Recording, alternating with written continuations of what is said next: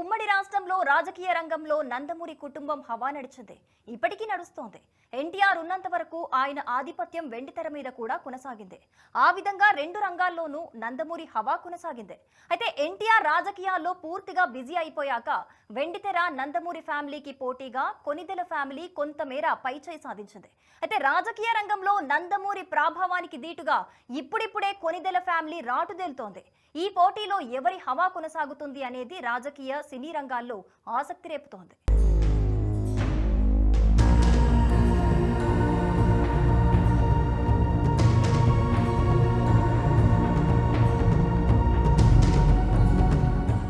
తెలుగునాట రాజకీయాలు సినిమాల నుంచి వేరు చేసి చూడలేని విధంగా తయారయ్యాయి. వెండితెర మీద ఎవరు రాజ్యం చేస్తే రాజకీయాల్లోనూ వారి ఎఫెక్ట్ అంత తీవ్రంగా పడుతుందనే అభిప్రాయం ఉంది. అయితే ఈ విషయంలో తెలంగాణ కన్నా ఏపీ డైనమిక్స్ మరింత వేరుగా ఉంటాయనేది ఎవరూ కాదనలేని వాస్తవం. మరో రకంగా చెప్పాలంటే తెలంగాణ రాజకీయాలను ఏపీ సినీ ఇండస్ట్రీ పెద్దలు ఇండైరెక్ట్ గా ప్రభావితం చేస్తారనే టాక్ ఎంతో కాలంగా కొనసాగుతోంది.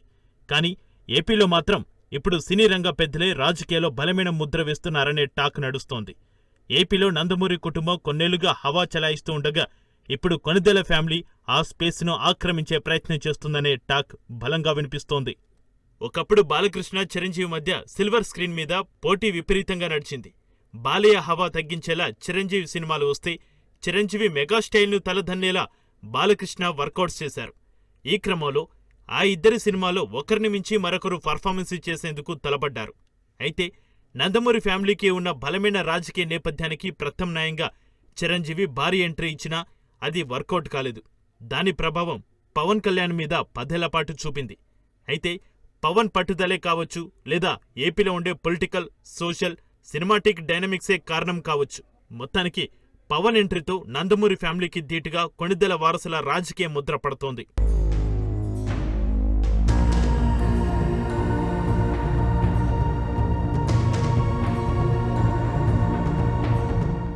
మెగా కాంపౌండ్లో హీరోలే ఎక్కువగా ఉండగా ఈ మధ్య పవన్ ఎంట్రీతో బలమైన రాజకీయ ముద్ర వ్యక్తమవుతోంది. మరోవైపు నందమూరి కుటుంబంలో హీరోలతో పాటు రాజకీయ నాయకులు కూడా ఇప్పటికే బలమైన ముద్ర వేసి ఉన్నారు.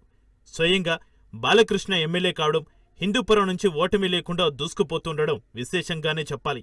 మరోవైపు మెగా ఫ్యామిలీ నుంచి రాజకీయంగా మొన్నటి వరకు అపజయాలే పలకరించాయి. చిరంజీవి పార్టీ పెట్టి ఆ తర్వాత కాంగ్రెసులో విలీనం చేసి ఆ తర్వాత ఆయనే పూర్తిగా రాజకీయాల నుంచి తప్పుకోవడం గమనార్హం. కానీ బాలయ్య మాత్రం ఇప్పటికీ సక్సెస్ఫుల్ గా సినిమాల్లో, పాలిటిక్స్ లో కొనసాగుతున్నారు.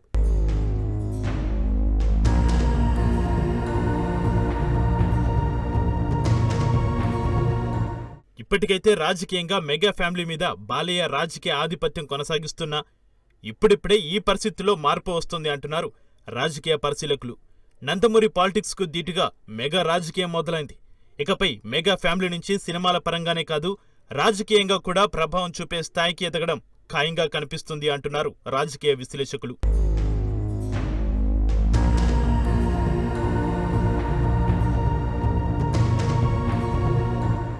ఈ విషయంలో చిరంజీవి కంటే పవన్ కళ్యాణ్కే ఎక్కువ క్రెడిట్స్ ఇవ్వాల్సి వస్తుంది అంటున్నారు పరిశీలకులు. చిరంజీవి అర్థాంతరంగా రాజకీయాల నుంచి తప్పుకుంటే పవన్ మాత్రం 10 ఏళ్లు ఓపిక్గా ఎదురుచూసి సక్సెస్ఫుల్ దెబ్బకొట్టారు. తాను అనుకున్నది సాధించారు. డిప్యూటీ సీఎం, మినిస్టర్ అవడంతో పాటు తనతో పాటు కొందరికి మంత్రి పదవులు కూడా ఇప్పించుకోగలిగారు. అంతేకాకుండా రేపటి సీఎం అనే టైటిల్ను కూడా వేయించుకోగలుగుతున్నారు. మరోవైపు తన కుటుంబం సోదరుడు నాగబాబును కూడా మంత్రివర్గంలోకి తీసుకొచ్చారు. రేపో మాపో చిరంజీవి కూడా మరోసారి రాజకీయాల్లోకి వచ్చి రాజ్యసభకు వెళ్లే అవకాశం ఉందంటూ ఊహాగానాలు వినిపిస్తున్నాయి. ఈ మేరకు బీజేపీ నేతలు తెర వెనుక చురుగ్గా పావులు కదుపుతున్నట్టు పరిశీలకులు అభిప్రాయపడుతున్నారు.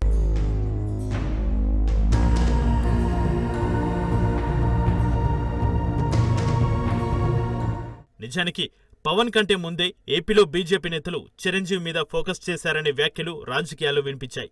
కానీ ఎన్నికల సమయానికి కూటమి సర్దుబాట్ల కారణంగా పరిణామాలు కాస్త ఆలస్యంగా చోటు చేసుకుంటున్నాయనే అభిప్రాయాలు వ్యక్తమవుతున్నాయి. ఒకవేళ అదే జరిగితే నందమూరి ఫ్యామిలీని మించి మెగా ఫ్యామిలీ తన హోల్డ్ పెంచుకుంటున్నట్టు అవుతుంది అంటున్నారు.